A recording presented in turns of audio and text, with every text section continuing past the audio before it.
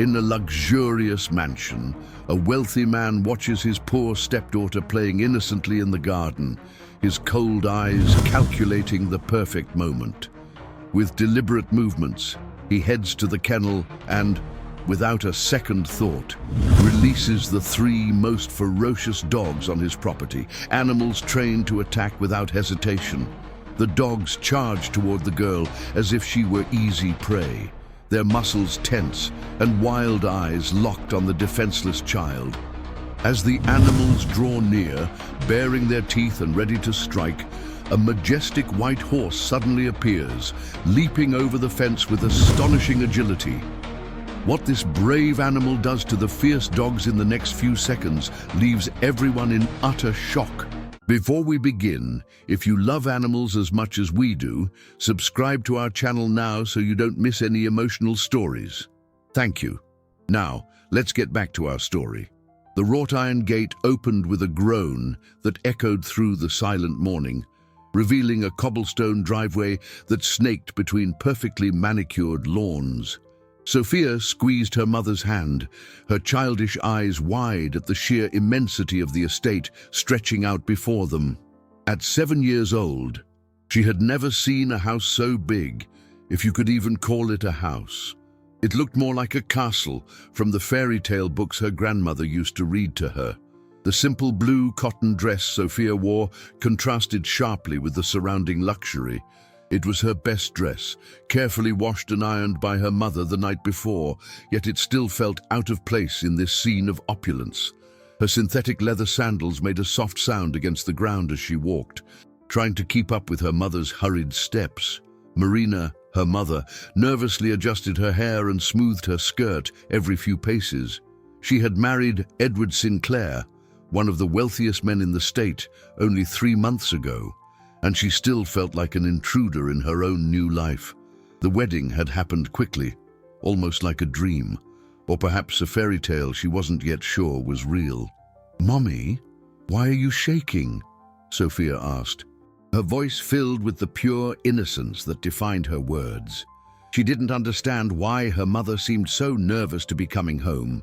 After all, this was her mum's house now, wasn't it? Marina forced a smile, kneeling to meet her daughter's gaze. "I'm not shaking, honey. It's important that you be a very well-behaved little girl today, okay? Your stepfather is a very important man, and he isn't used to children." The smell of money mingled strangely with scents Sophia couldn't quite place. There was the aroma of fine leather, expensive flowers, and something wilder, an animal smell that drifted from the distant stables. For a girl raised in a small city apartment, the combination created a sense of unease she couldn't explain. As they approached the mansion's main entrance, Sophia noticed movement in a second-floor window. A shadow moved behind the heavy curtains, watching their arrival. She waved cheerfully, thinking it might be her new stepfather. But the figure immediately stepped back from the window, leaving only the gently swaying fabric. The front door opened before they even reached the marble steps. Edward Sinclair stood in the doorway, impeccably dressed even though it was still early morning. His dark eyes quickly scanned Sophia's small frame, and for a moment she saw something that made her instinctively shrink behind her mother. "Marina," he said, his voice controlled and cold. He kissed his wife's cheek quickly, but his eyes remained fixed on the child. And this must be Sophia.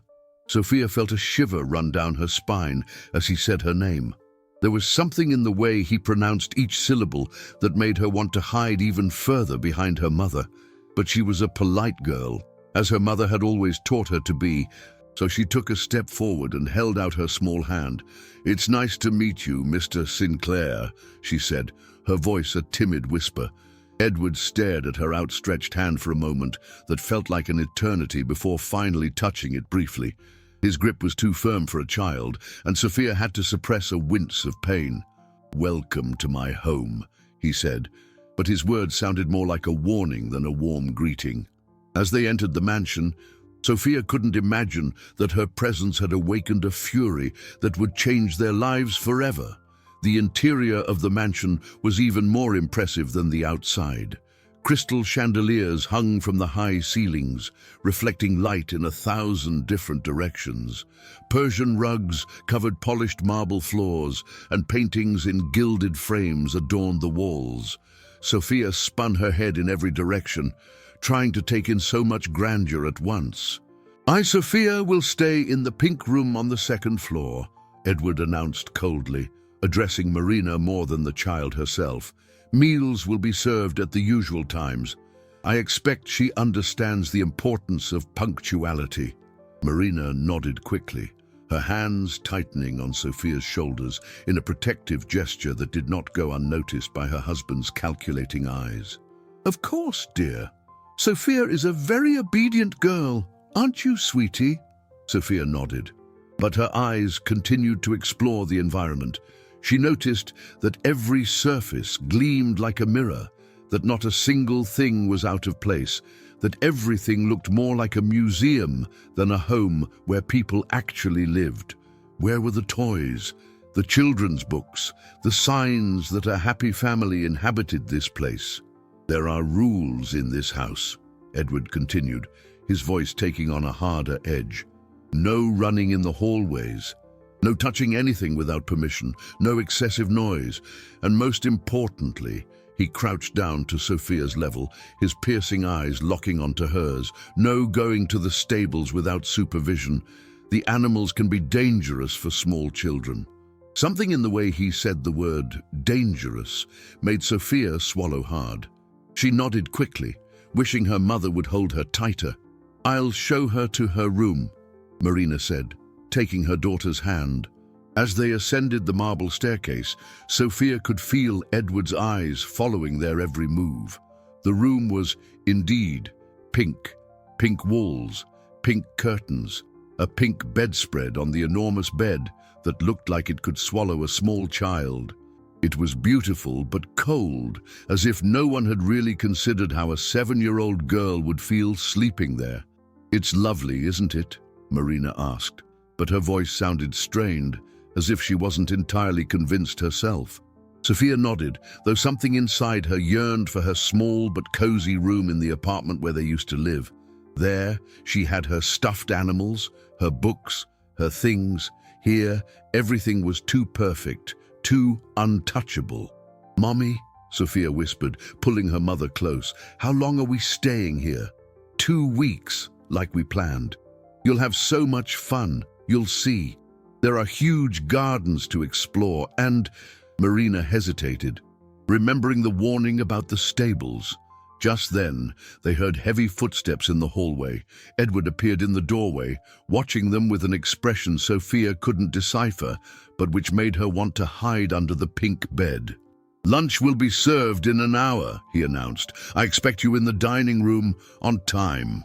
After he left, Marina sighed deeply and sat on the edge of the bed, pulling Sophia close. "Honey, I know this is all very different from what we're used to, but Edward he just needs time to get used to us. He's never had children, so he doesn't really know how to act around them." Sophia rested her head on her mother's shoulder, feeling an inexplicable sadness settle in her chest. "He doesn't like me, Mommy." "Of course he does, sweetie. He's just a very serious man. But I'm sure you two will get along." But as Marina spoke those reassuring words, they could both feel the tension hanging in the air like a dark cloud, a premonition that the next 2 weeks would be far more challenging than they had ever imagined. Lunch was a bewildering experience for Sophia.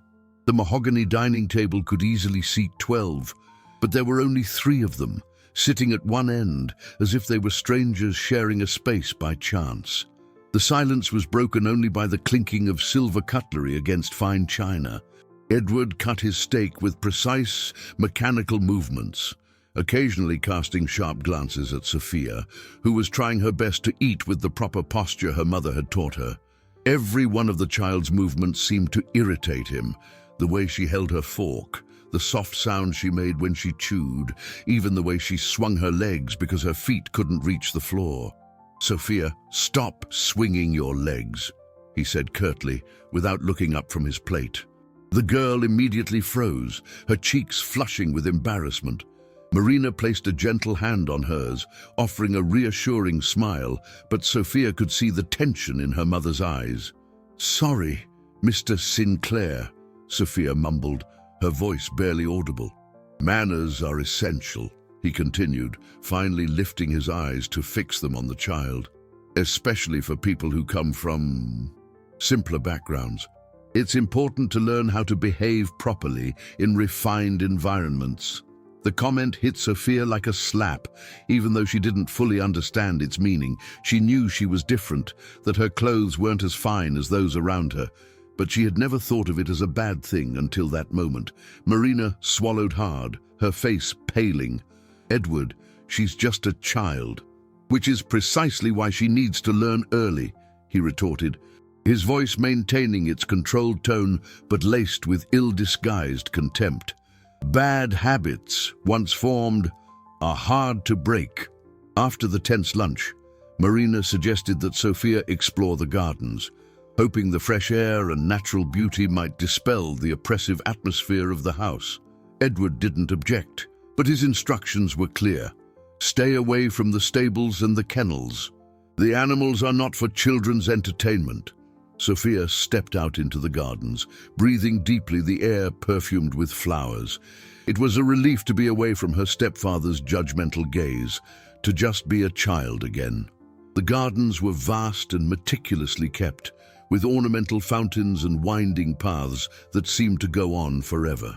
As she explored, she began to hear sounds coming from the direction of the stables, soft neighs and human voices. Despite Edward's warning, her childish curiosity was stronger than her fear. She approached cautiously, hiding behind a lush, ivy-covered hedge. It was then that she saw a man working with a magnificent white horse.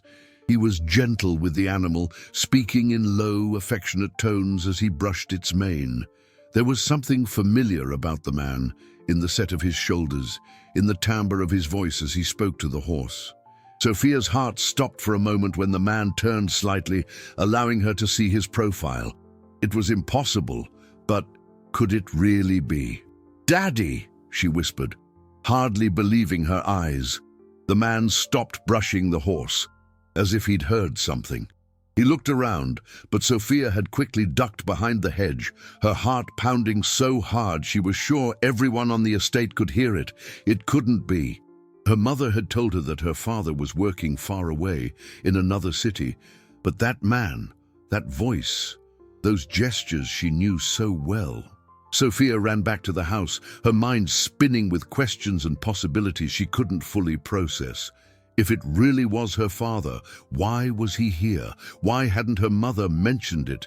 And why did she feel that something was terribly wrong with this whole situation? Sophia spent the rest of the afternoon in her room, staring out the window toward the distant stables. Her young mind struggled to process what she had seen. It could have just been her imagination, the wish to see her father materializing in a stranger who worked with horses. But the more she thought about it, the more certain she was that it was no mistake. When Marina came to check on her, Sophia almost told her about her discovery. The words were on the tip of her tongue, but something in her mother's tense expression made her hesitate. Marina seemed to be carrying an invisible weight, her eyes constantly darting around as if hiding a painful secret. "Mommy," Sophia began cautiously, "you said Daddy was working far away, right?" Marina abruptly stopped arranging clothes in the dresser, her hands trembling slightly. "Yes, honey? Why do you ask?" Just thinking about him. I miss him." "I know, sweetie. I miss him too."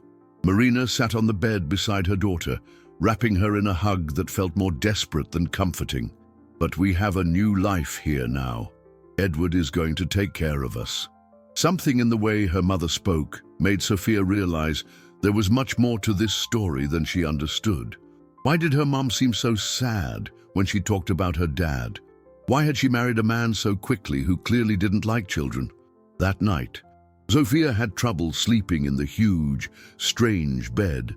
The sounds of the house were different, creaking floorboards, distant footsteps, and occasionally, what sounded like raised voices arguing somewhere downstairs.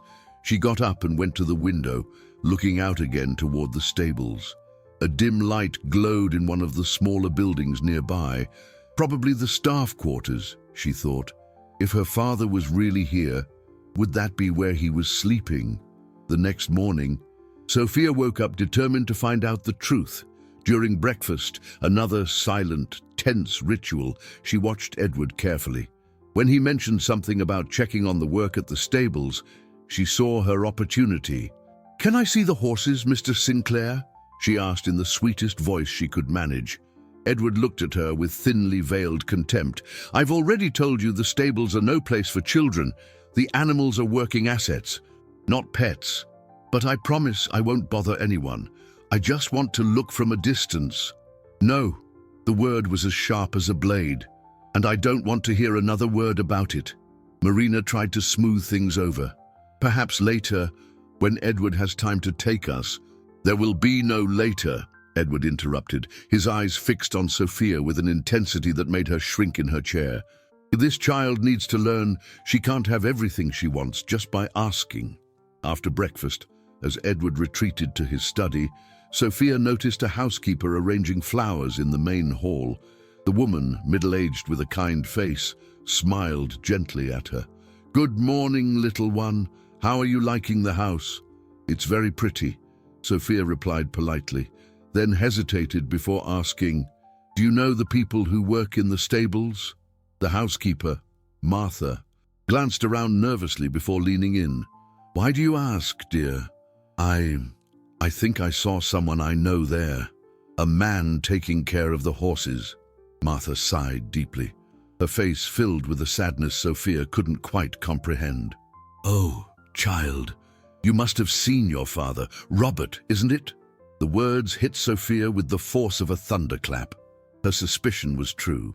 Her father was here, on the same property, and for some reason she couldn't understand. No one had told her. Why is he here? Why didn't Mommy tell me? The questions tumbled out of her mouth. Martha glanced around again, then knelt to Sophia's level. "These are complicated, grown-up matters, little one. But your father, he's working very hard to provide for you. He's a good man, but..." She hesitated. "Things aren't always how we wish they would be." Martha's words echoed in Sophia's mind all day. Her father was here, so close. Yet for some reason, she couldn't see him. The situation was too confusing for her young mind to fully process. But one thing was clear: secrets were being kept from her, and it made her increasingly uneasy. At lunch, Sophia watched her mother with new eyes. Marina seemed thinner than before. Her hands trembled subtly when she reached for her water glass, and there were dark circles under her eyes that makeup couldn't quite hide. When Edward spoke, Marina answered with a submissiveness that didn't fit the strong woman Sophia knew. "Marina, you seem distracted," Edward commented coldly, cutting his steak with precise movements. "I hope you're not having second thoughts about our arrangement." "Of course not, dear," Marina replied quickly, but Sophia noticed how her mother avoided his gaze. "I'm just still adjusting." "Adaptation requires sacrifice," Edward said, his eyes flicking briefly to Sophia before returning to Marina. "Sometimes we have to leave the past behind completely to embrace a better future." Something in the way he spoke sent a chill through Sophia. There was a veiled threat in those words that she couldn't fully grasp, but which instinctively frightened her. After lunch, while Edward retreated to take a business call, Sophia finally worked up the courage to confront her mother. She followed her into the living room, where Marina had sunk into a velvet armchair, staring blankly out the window. "Mommy," Sophia said, her voice small but determined, "I know Daddy is here." Marina jumped as if she'd been struck by an electric shock. Her face went deathly pale, and her hands began to tremble visibly. How do you know that?" Marina asked, her voice barely a whisper. "I saw him at the stables. Why didn't you tell me? Why is he working here if you're not married anymore?" Marina buried her face in her hands, and Sophia was alarmed to see tears streaming through her fingers. She had never seen her mother cry like this, with a pain so deep It seemed to come from her very soul. "Oh, my sweet girl," Marina sobbed, pulling Sophia into her arms. "I wanted to tell you, but it's so complicated. You wouldn't understand." "Then explain it to me," Sophia pleaded, clinging to her mother's dress. "Please, Mommy, I'm not a baby anymore." Marina took a deep, shuddering breath, trying to compose herself. She glanced around nervously, as if Edward might appear at any moment, then pulled Sophia closer. "Your father. He lost his job a few months ago. He couldn't find work anywhere. And we had no money for rent, for food." Marina paused, struggling to find the right words. Edward offered to help, but there were conditions. "What kind of conditions?" Sophia asked, though a part of her already knew she wouldn't like the answer. "He said he would help us, give us a better life, but that I would have to marry him. And your father would have to work for him, at the stables." Marina cupped Sophia's face in her hands. "I just wanted a better life for you, baby. I didn't know it would be like this. So hard." The revelation hit Sophia like a punch to the gut. Her family had been torn apart, not by a lack of love, but by a lack of money. Edward had bought her mother as if she were a piece of property and turned her father into a humiliated employee in the very house where his ex-wife now lived as the lady of the manor. "Mommy," Sophia whispered, "can we leave? Can we go back to our old house?" Marina shook her head sadly. "We have nowhere to go, honey. Edward, he's made sure we're completely dependent on him." Just then, they heard footsteps approaching. Marina quickly wiped her tears and composed her features into a neutral mask, but Sophia could see the fear in her eyes. Edward appeared in the doorway, his calculating gaze shifting between them, as if he could sense that something important had been discussed in his absence. Edward entered the room with his measured, calculated steps, his dark eyes sweeping over the scene like a predator assessing its prey. There was something different in his expression, a disturbing intensity that made Sophia instinctively shrink against her mother. "You two seem to have had a very serious conversation," he said, his voice deceptively calm. "I hope you weren't discussing matters that might upset the harmony of our new family." Marina forced a smile that didn't reach her eyes. "Of course not, dear. We were just talking about how Sophia is settling in." Edward approached slowly, stopping directly in front of them. Sophia could smell his expensive aftershave mixed with something more subtle, an odor she associated with danger, though she couldn't explain why. "And how are you settling in, Sophia?" he asked, crouching to her level. When their eyes met, Sophia saw something that made her shudder. There was a coldness there, a calculated cruelty that starkly contrasted with his polished words. "Fine, Mr. Sinclair," she answered in a low voice, fighting the urge to hide completely behind her mother. "Good," he said, but his smile held no warmth. "Because it would be a shame if you felt out of place here. After all, some guests find that certain houses just aren't a good fit for them." There was a clear threat in his words, masked by superficial courtesy. Marina squeezed Sophia's hand, a gesture Edward noticed immediately. "Marina, you seem tense," he observed, rising slowly. "Perhaps you need some time to relax. Why don't you go rest in our room? Sophia can stay here with me. I'm sure we can find interesting things to talk about." The fear in Marina's eyes was instant and visceral. "Actually, I was thinking of taking Sophia for a walk in the gardens. The fresh air would do us both good." "No," Edward said, his voice taking on a tone of authority that brooked no argument. "Sophia can explore on her own. She's a big girl, isn't she? And you, my dear wife, need to learn to trust me with all aspects of our new family life." Marina hesitated, clearly torn between the desire to protect her daughter and the fear of provoking a confrontation with Edward. Sophia saw her mother's internal struggle and in a moment of courage surprising for a 7-year-old, made the decision for her. "It's okay, Mommy," Sophia said, forcing her voice to sound braver than she felt. "I'd like to see more of the gardens." Edward smiled, but there was something predatory in the expression. See? A sensible child. Go on then, Sophia. Explore to your heart's content. Just remember the house rules. As Sophia walked out into the gardens, she could feel Edward's eyes following her every move through the windows of the house. There was something in the way he watched her that made her feel like a mouse being stalked by a cat, a sense of imminent danger she couldn't fully comprehend.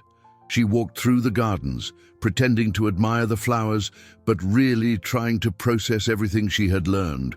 Her family had been shattered by the greed of a powerful man. Her father was here, humiliated and forced to work for the man who had bought his ex-wife. And she was seen as an obstacle, something that tainted the perfect image Edward wanted to create.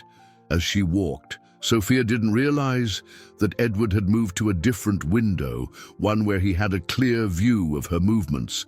He watched her with the patience of a hunter, his hands clasped behind his back, the muscles in his jaw tight with barely suppressed hatred.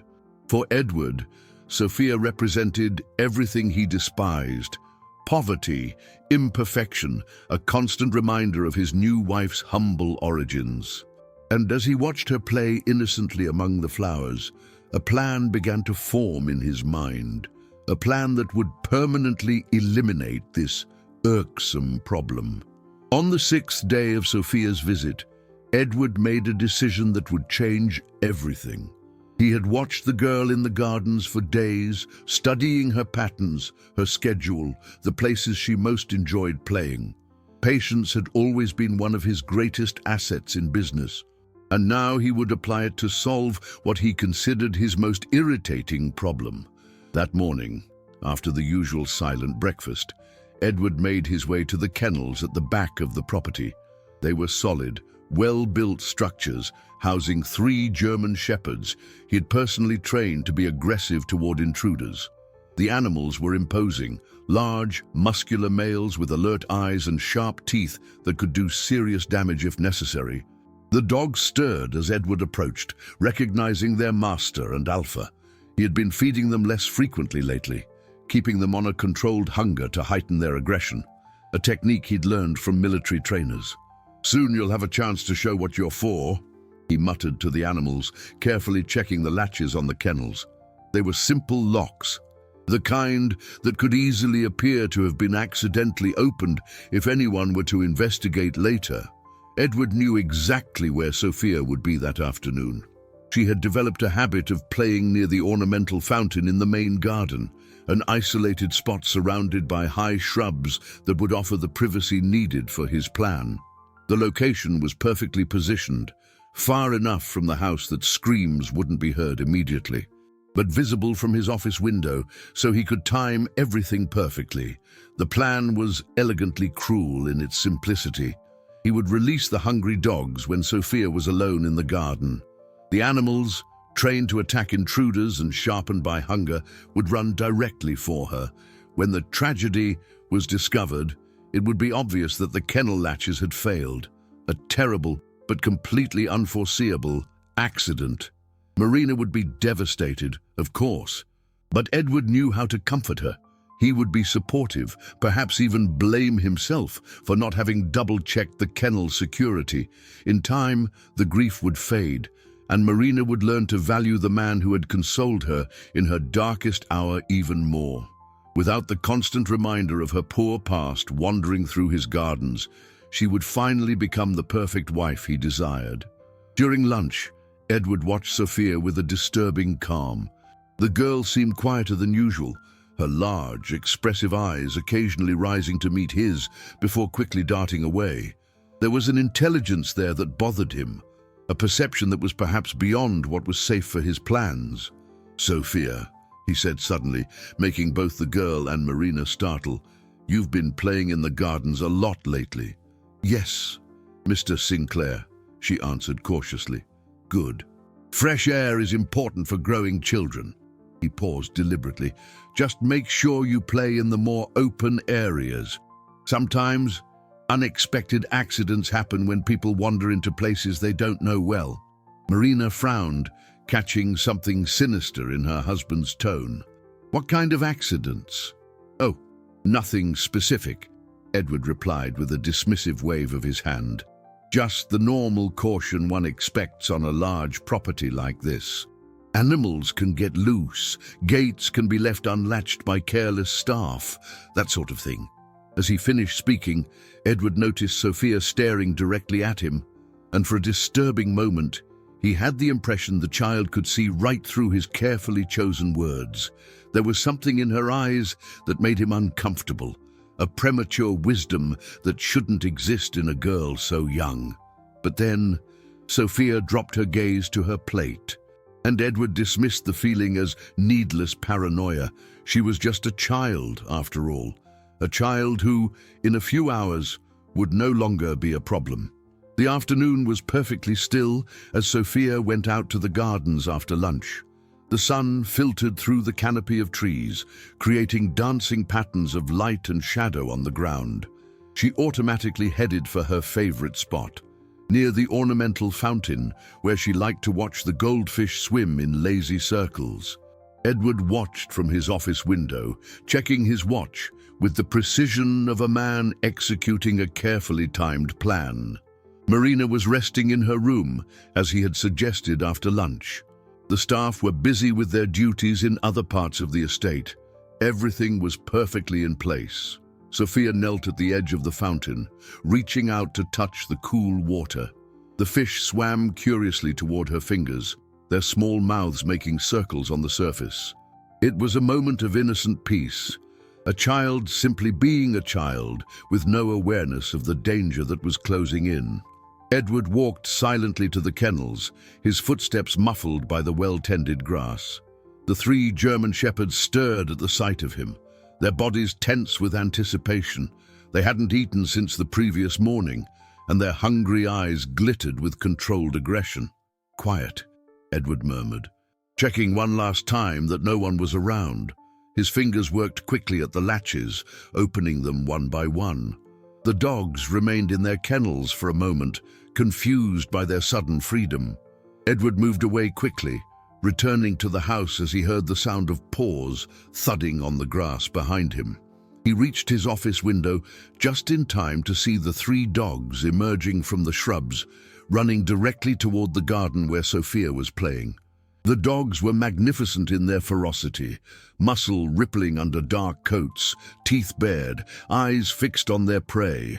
They had been trained to attack any intruder on the property, and Sophia, with her simple clothes and unfamiliar scent, fit that category perfectly.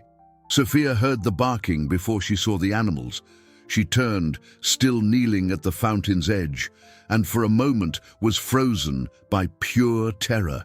3 enormous dogs were charging straight for her, their mouths open to reveal sharp fangs, their bodies low in an attack posture. Survival instinct finally kicked in.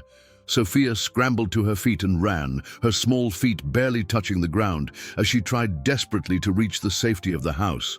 But the short legs of a 7-year-old were no match for the speed of trained hounds.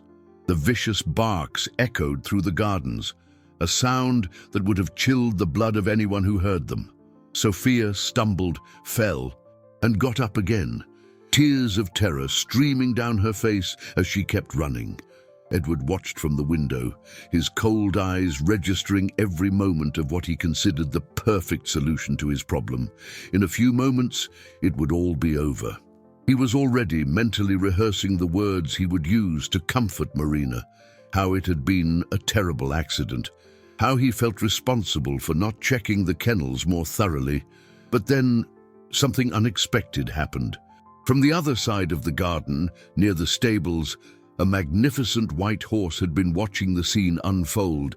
It was Tempest, the horse Robert cared for with such affection, the animal that had developed a special bond with the gentleman who fed and brushed him every day. The horse recognized the child's scent. It was the same soft scent that Robert carried with him, the aroma that made him think of family and protection. When he saw the danger, something primal and protective awoke in Tempest. With a neigh that echoed across the entire estate, the stallion leaped the fence of his paddock and galloped toward the garden, his hooves thundering against the ground, his white mane flying in the wind like a battle standard. The fight was about to begin. Tempest arrived in the garden like a force of nature. The white stallion, with his powerful muscles and fierce determination, placed himself bravely between Sophia and the three aggressive dogs. His dark eyes shone with a protective intelligence that transcended ordinary animal instinct. The dogs, startled by the unexpected intervention, stopped short, their barks turning to uncertain growls. They were trained to attack humans, not to confront a massive horse that clearly had no fear of them. Sophia, panting and panicked, scrambled behind Tempest, her small hands clutching the horse's silky mane. The stallion stood his ground, his hooves planted solidly, creating a living barrier between the child and her would-be attackers. "Please," Sophia whispered to the horse, her tears soaking his neck, "don't let them hurt me."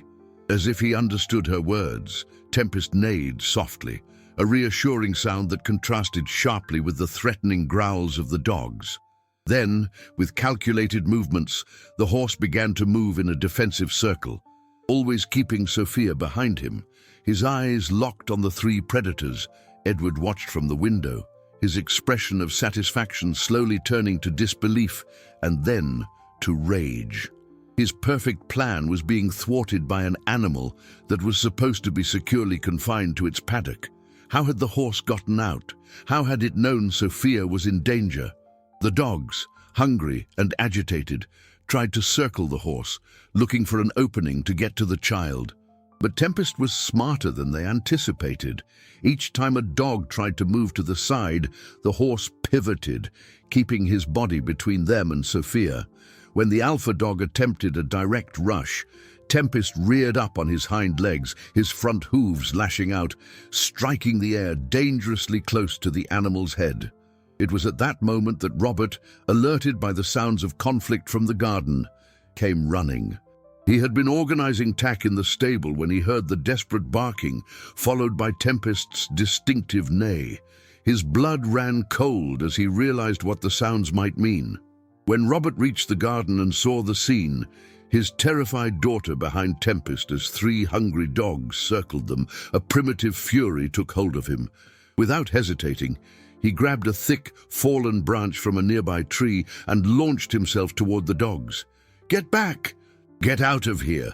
Robert yelled, brandishing the branch menacingly. His voice carried an authority the dogs instantly recognized. They were trained to obey firm human commands, and Robert's presence, combined with Tempest's continued defense, finally made them retreat. One by one, the dogs backed away, their bodies still tense but clearly discouraged by their failed hunt. They trotted back toward the kennels, confused and frustrated, but no longer an immediate threat. Robert dropped the branch and rushed to Sophia, who was still clinging to Tempest. "Sophia, my little girl, are you okay?" He swept her into his arms, checking her for injuries, his hands trembling with relief and residual adrenaline. "Daddy!" Sophia sobbed, clinging to her father's neck as if she would never let go. "I knew it was you. I knew you were here." Robert looked at his daughter with surprise and a pang of pain. "You knew? How?" "I saw you with Tempest," Sophia explained between tears. "Why didn't you tell me? Why are you working here?" Before Robert could answer, they heard hurried footsteps. Edward appeared, jogging across the lawn with a look of feigned concern that Robert immediately recognized as false. "What happened here?"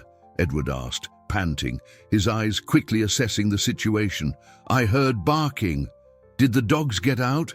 Robert stood up slowly, still holding Sophia, his eyes meeting Edward's in a gaze heavy with suspicion and dawning comprehension. There was something about the way his employer had appeared, too convenient, too prepared, that didn't feel right. Robert studied Edward carefully, his years of experience dealing with people telling him that something was fundamentally wrong with the entire situation. The dogs had been released simultaneously, had run directly for Sophia without hesitation, and Edward had appeared at the perfect moment. Not too early to seem suspicious, Not too late to shirk responsibility. How, exactly, did the dogs get out? Robert asked, his voice controlled but laced with distrust. Edward put on a look of genuine concern that would have convinced anyone less observant. It must have been a problem with the kennel latches. You know how those old locks can be. Sometimes they fail when you least expect it. Interesting, Robert murmured, running a protective hand down Sophia's back. Because I checked every kennel last night as part of my routine, the latches were in perfect working order. A nearly imperceptible shadow flickered across Edward's eyes, but he quickly recovered his composure. Well, accidents happen. The important thing is that no one was hurt. Though it is concerning that your daughter was playing alone in a potentially dangerous area. The insinuation that Robert was a negligent father hit its intended mark, but it also confirmed his suspicions.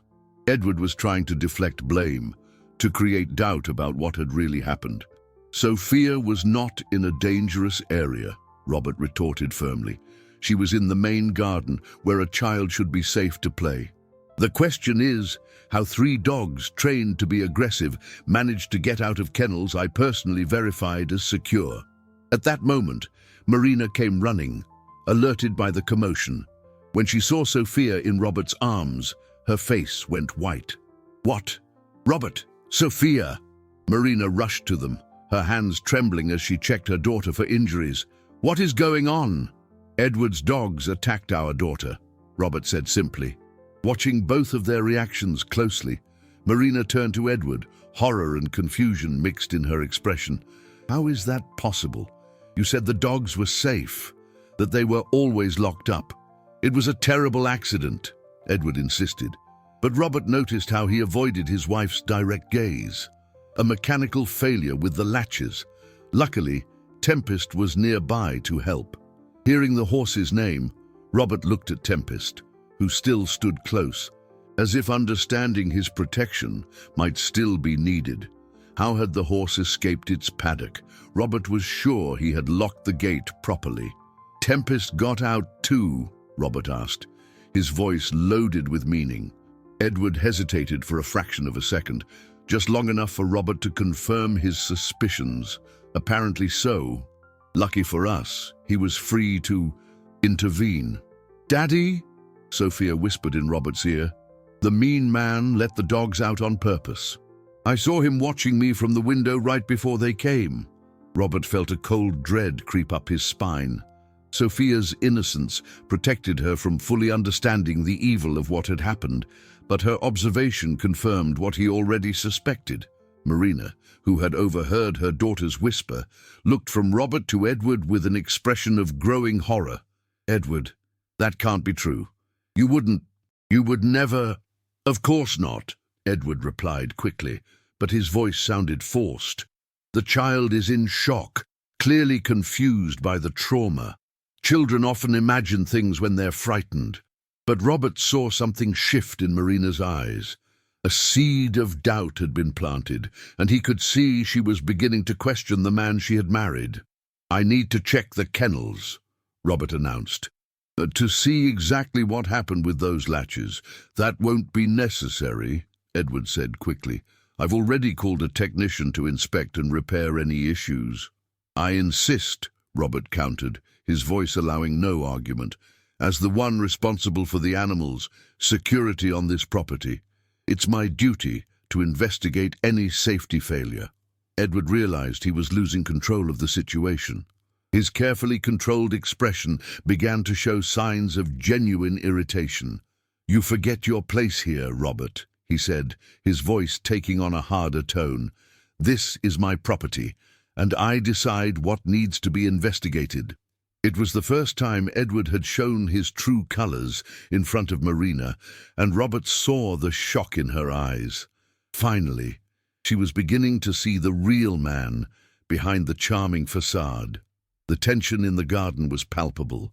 Marina stared from Edward to Robert, slowly processing the dramatic shift in her husband's tone. It was the first time she had seen him display such open contempt, and the transformation disturbed her. Edward, Marina said cautiously, Perhaps it would be best if Robert checked the kennels. After all, if there's a safety issue... There is no safety issue, Edward snapped, his mask of a civilized man finally dropping completely. It was an accident, and I will not have an employee questioning my authority on my own property. Sophia flinched against her father, frightened by the sudden rage in Edward's voice. Robert held her tighter, his protective instincts on high alert. An employee, Robert repeated slowly. Interesting that you see me only in that light, considering I'm your stepdaughter's father. Edward let out a contemptuous laugh. You're exactly what I allow you to be. An employee who works for me, who lives off my generosity, who exists on this property because I say so. The words struck Marina like physical blows. She began to understand the true nature of the man she had married, not a generous benefactor, but a cruel manipulator who saw her family as his property. How can you talk like that? Marina whispered, her hands trembling. Robert is my daughter's father. You promised he would have a decent job here. Decent? Edward laughed again. The sound sharp and cold. There's nothing decent about your pathetic situation. You came to me desperate, without a penny to your names, begging for help. I offered a solution and you accepted my terms. Robert saw tears welling in Marina's eyes as the reality of her situation became crystal clear. Edward had used their financial vulnerability to destroy her family and rebuild it in his own twisted image. Daddy, Sophia whispered, her voice small but clear. And can I tell Mommy what really happened? Robert nodded, understanding that the moment for the whole truth had arrived. Go ahead, honey. Sophia turned to Marina, her words coming out with the brutal honesty only children possess. The mean man was watching me from the window before the dogs came. He just stood there, staring at me for a long time. Then the dogs came running right at me, like someone sent them to attack me. Marina looked from Sophia to Edward, horror dawning in her eyes. Edward, that can't be true. Tell me that's not true. Edward was silent for a moment, his eyes rapidly calculating his options. Finally, he shrugged, as if the entire conversation were a minor annoyance. And what if it was? He said coldly. This child is a constant reminder of your former life, Marina, a stain on the image we're building together. It would be better for everyone if she simply wasn't here anymore. The silence that followed was deafening. Marina recoiled, as if she'd been physically struck, her hands flying to cover her mouth in utter shock. You tried to hurt my daughter, she whispered, barely able to form the words. I tried to solve a problem, Edward corrected without remorse. A problem you brought into my house, against my better judgment. It was then that Martha appeared at the edge of the garden, followed by 2 other staff members who had been drawn by the noise. They all stopped upon seeing the tense scene, sensing instinctively that something terrible was happening. Martha, Robert called out, never taking his eyes off Edward. Did you hear our conversation? The elderly housekeeper nodded grimly. I heard enough, and it's not the first time I've witnessed strange incidents when there are visitors the master deems unwelcome. Edward spun on her in a fury. You're fired! You're all fired if you continue to spread lies about me. But it was too late. The truth was out, and Robert saw in Marina's eyes that she finally, completely understood the kind of man she had married. A man capable of trying to harm an innocent child to satisfy his own cruelty and obsession with control. Marina, Edward said, trying to regain some command of the situation, you need to choose your old life of poverty and humiliation or our new life together. But this child cannot be a part of it. Marina looked at Sophia, safe in her father's arms, then at Edward, her eyes now seeing him clearly for the very first time. Marina stood silent for a long moment, processing the impossible choice Edward had laid before her. The gentle wind rustled the leaves of the trees around them, a serene contrast to the emotional storm unfolding in the garden. She looked at Sophia, her precious daughter, whom she had nearly lost to the calculated cruelty of the man she married. Then she looked at Robert, Sophia's father, who had risked everything to protect the family he still loved. Finally, her eyes turned to Edward, seeing him for the first time without the illusions that poverty and desperation had created.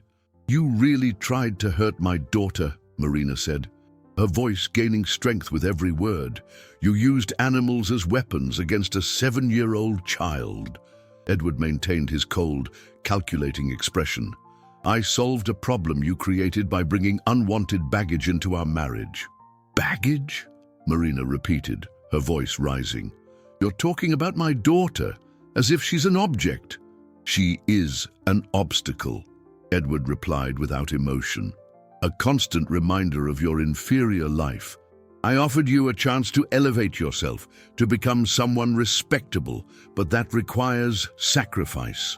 Robert saw the exact moment something broke inside Marina, not her strength, but the last chains of fear and dependency that bound her to Edward. When she spoke again, her voice was firm and resolute. "The only thing inferior here is your soul," Marina said, walking slowly toward Edward. "I thought you were my salvation, but you are my ruin, and you were almost the ruin of my daughter." "Marina," Edward said, his voice taking on a threatening tone, "think carefully about what you're saying. Without me, you have nothing. No money, no house, no future." "I have my daughter," Marina answered simply. "I have my dignity, and I have the courage I thought I'd lost when I married you." Martha and the other staff members watched in silence, witnesses to a transformation that went far beyond words. Marina was rediscovering herself before their eyes, finding an inner strength that Edward had tried to crush. "You can keep your empty mansion," Marina continued, her voice swelling with power and conviction. "You can keep your dirty money and your killer dogs, but you will never again have power over my family." Edward took a threatening step toward her. "You will regret this for the rest of your miserable life. I'll make sure you never find work again, that you never find a decent home." "Enough," Robert interrupted, gently setting Sophia down and stepping between Edward and Marina. "Your threats have no power over people who have chosen dignity over fear." Edward looked around, realizing he had lost complete control of the situation. The staff stared at him with a mixture of disgust and disappointment. Marina was free of his influence. Robert had transformed from a submissive employee into a courageous protector. "You will leave now," Edward said finally, his voice like ice. "I want you off my property in 1 hour." "We're leaving right now," Marina retorted, taking Sophia's hand. "But not because you ordered us to, because we choose our freedom over your gilded cage." Sophia looked up at her mother, admiration shining in her eyes. "Mommy, you're being so brave." "I'm learning from you, sweetie," Marina replied, smiling through her tears. "And you showed me that sometimes the smallest people can be the strongest of all." Tempest nuzzled closer to the group, as if understanding his protection was still needed. Robert stroked the horse's neck, whispering, "Thank you, my friend, you saved our family." As they prepared to leave the property, Edward shouted one last threat. "You'll come crawling back. When you're sleeping on the street, when you have nothing to eat. You'll beg me to take you back." Marina turned to him one last time, her expression serene and determined. "Never," she said simply. "I'd rather live an honest life in poverty than a dishonest one in wealth." An hour later, Robert, Marina, and Sophia were gathered in the small staff cottage where Robert had been living, packing the few belongings they owned. The contrast between the simple, humble space and the opulent mansion was stark. But there was something in the atmosphere that was infinitely warmer. True love, finally free to express itself. "We don't have much money," Robert said honestly, checking his modest wallet. "Maybe enough for a few weeks in a motel while I look for another job." "We'll manage," Marina answered, her voice filled with a determination that surprised even herself. "We always did before, and we'll do it again. Only this time, we'll do it together." Sophia sat on the small bed, watching her parents work side by side for the first time in months. There was a harmony between them that she had missed without even fully understanding what it was. "Daddy," she said softly, "will Tempest be okay without you to take care of him?" Robert stopped folding his clothes and knelt in front of his daughter. "Tempest is a strong, smart horse. He'll find a way to be okay. But I'm more worried about you, about what you went through today." Sophia thought carefully before answering, her young mind processing events no child should ever have to face. "I was really scared," she admitted, "but Tempest protected me. And then you came. And then Mommy was so brave." Marina came over and sat beside her daughter. "I'm so sorry, Sophia. I'm so sorry I put you in danger, that I believed money was more important than our family." "You didn't know he was mean," Sophia said, with the simple wisdom of innocence. "Sometimes bad people pretend to be good, but now we know, and we're together again." Robert felt a surge of emotion, seeing how his daughter had processed the situation. She had faced real danger and adult betrayal, yet her capacity to forgive and move forward was inspiring. "We're starting over," Robert said, holding out his hands to Marina and Sophia. "We don't have a house, we don't have much money, but we have each other, and that's worth more than anything Edward could ever offer us." Marina took his hand, and Sophia placed her small hands over theirs. "I promise I'll never let fear make me make bad decisions again," Marina said. "Our family is our wealth." As they finished packing, Martha appeared at the door, carrying a basket and followed by 2 other staff members. "We brought a few things to help," she said, offering the basket, which was filled with food and a few essential items. "And we want you to know you did the right thing. We all saw who Edward really is today." "Did he fire you?" Robert asked, concerned. "He tried to," one of the men replied with a wry smile. "But we found out he needs us more than we need him. Without staff to maintain this estate, he's got nothing but an empty house."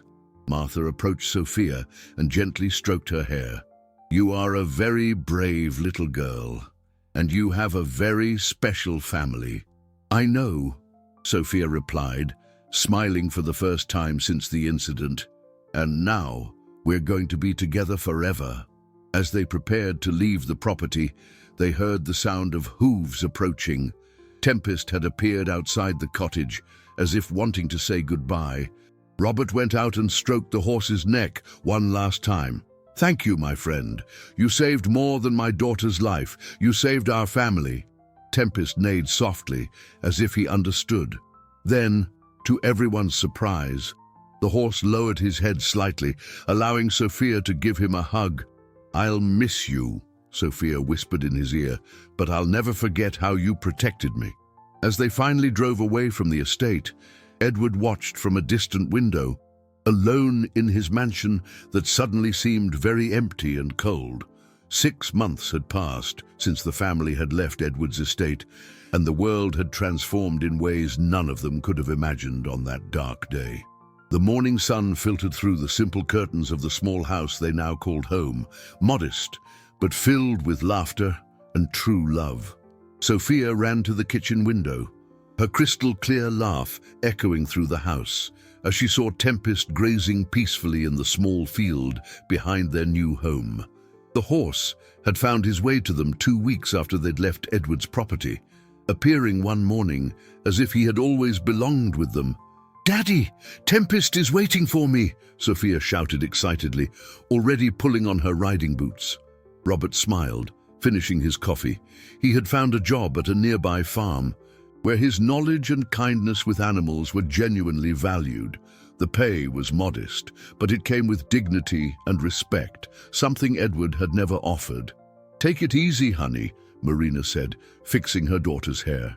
"And remember what Daddy taught you about holding the reins." Marina had also blossomed in the past few months. She had found a job as a teacher at a local school, discovering a passion for teaching she never knew she had. Her face had regained its healthy, rosy color, and her eyes shone with a confidence that had been lost during the dark months with Edward. Sophia ran out to the field, where Tempest waited patiently for her. The horse had become more than a pet. He was a member of the family, a living symbol of the protection and loyalty that had saved not just Sophia, but all of them. "Good morning, my hero," Sophia whispered, stroking Tempest's silky neck before mounting with a confidence she had developed over the months. The trauma of the dog attack had gradually given way to a surprising inner strength. While Sophia rode through the field, Robert and Marina sat on their small but cozy porch, watching their daughter play. There was a peace between them that transcended the financial struggles they still faced. "And sometimes I wonder what would have happened if we had stayed," Marina said thoughtfully.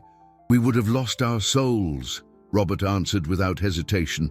"Edward may have material wealth, but we have something he can never buy, a family bound by true love." Just then, a car pulled up the dirt road. It was Martha, who had become a regular visitor since she had also quit her job with Edward. "How are my favorite people?" she asked, getting out of the car with a warm smile and a basket of homemade cookies. "We're doing well," Marina replied, hugging the woman who had become like a grandmother to Sophia. "Any news from Edward?" Martha sighed. "The estate is practically abandoned. Most of the staff quit after what happened. He's hired a security firm to watch the place, but it's not the same. The house is empty, cold. They say he rarely has visitors." Robert felt no pleasure in Edward's downfall, only a sadness for the wasted life of a man who had everything but chose cruelty over compassion. Sophia returned from her ride, her cheeks flushed with exercise and joy. "Martha, did you come to see Tempest again?" "I came to see the whole family," Martha answered, hugging the girl, "including this special horse who chose you." As the day went on, the family gathered for lunch at the small kitchen table. It was a simple meal, but it was prepared with love and shared with gratitude. Sophia chatted excitedly about her morning adventures, while Robert and Marina exchanged looks of contentment. When the sun began to set, they walked out to the field where Tempest was grazing. Sophia mounted again, and this time, Robert and Marina walked alongside, their hands intertwined, watching their daughter ride against the golden backdrop of the twilight. "We're rich," Sophia said suddenly, looking down at her parents with her bright, happy eyes. "How so, honey?" Marina asked. "We have love, we have Tempest, we have our house, and we're together. Edward has a big house, but he doesn't have any of this." Robert and Marina exchanged an emotional glance. Their daughter had learned the most important lesson of all, that true wealth is not measured in money, but in the bonds of love that connect us. As the first stars began to appear in the sky, the family returned to their little house, where the warm light from the windows cast a welcoming glow against the darkness. Inside, Sophia helped prepare dinner, telling stories about Tempest while her parents worked side by side, their laughter mixing in a symphony of simple happiness. Miles away, Edward sat alone in his opulent mansion, surrounded by expensive furniture, but with no sound of laughter, no warmth of family, no love that he had scorned and tried to destroy. The girl he had tried to break now soared free like a bird over the fields, protected by the horse that had thwarted his cruel plans, loved by the parents who had chosen dignity over wealth, and growing in strength and wisdom with each passing day. True justice had prevailed, not through revenge, but through the victory of love over hate, of family unity over manipulation, and of courage over fear.